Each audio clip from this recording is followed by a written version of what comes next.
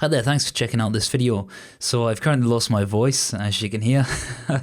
I've got a bit of a head cold right now, but I'm sure we can get through that without too much of a distraction. So my initial sort of reaction to this whole thing, which you may have seen on Twitter, is should developers or package authors in this regard use advertisements in their post install logs? Well, if we scroll down to the bottom here, we can see inside of this GitHub issue, which currently has a lot of comments, 66 at the moment, and it's making waves on Twitter. And as you can see, the author of Core.js, which apparently is a very sort of highly used library within the JavaScript community, things like Angular and a variety of other things use Core.js, I think Babel as well. And then, of course, you see when you install things like Angular and Babel, etc., you get this sort of message: thanks for using Core.js, you can support us here on Patreon.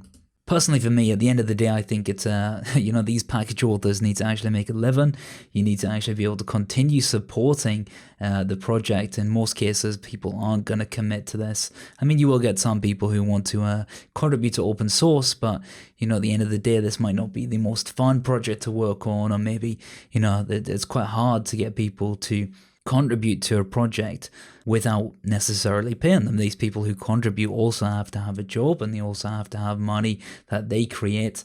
And at the end of the day, do they want to spend time on a project that doesn't earn them anything?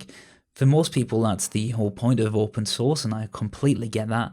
But, most people just have to put bread on the table at the end of the day.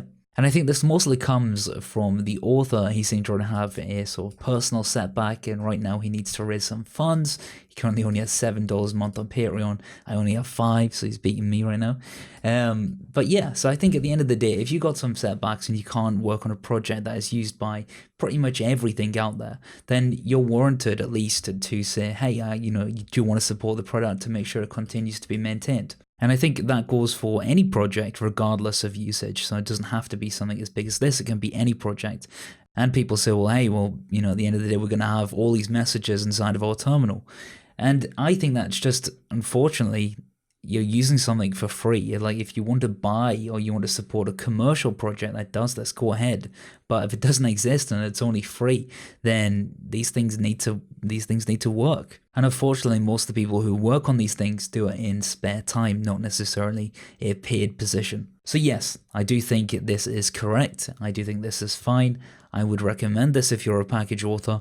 The whole point of being a package author, if you think about it from another point of view, is that if you want your package to be used and you want your package to be successful, well, you need to turn that almost into a project that is self-sustainable from a monetary point of view. I just want to give out some examples. Ionic is a good one in this circumstance. So Ionic could have just been a standard UI library, and it could have been open source, and that's it. Now, Ionic, they raise funding, etc., but one of their sort of things that they're pushing right now is the enterprise level support. So you'll have support on an enterprise level for this project. So at the end of the day, I think that's a way to obviously take that open source project, generate money, create a company around that, and then using that money, you can then reinvest it back into open source. Then probably people will say to me, well, why don't you just make a company instead of littering the console with ads?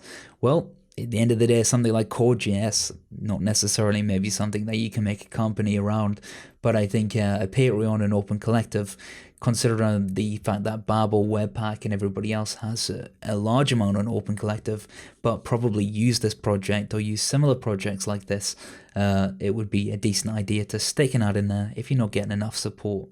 At the end of the day, if you want to support the project, you're more than welcome to. Do I think that you should also say that you're looking for a job in this circumstance? Maybe not. I think I would probably say that Patreon and Open Collective is enough. But, it's your package at the end of the day. Go ahead and do what you want.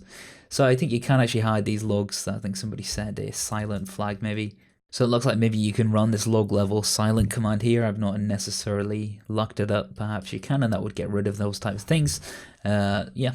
So that's pretty much my take on the subject. I do think that you should be able to advertise to say that, hey, we want support on Open Collective. This project doesn't run itself. Whilst this may be a hot take to some, this is not an attack on anybody's opinions. It's simply my opinion, and I'd love to know what you think about this situation here in the comments. Should package authors be able to advertise that they're looking for funding on Patreon or Open Collective?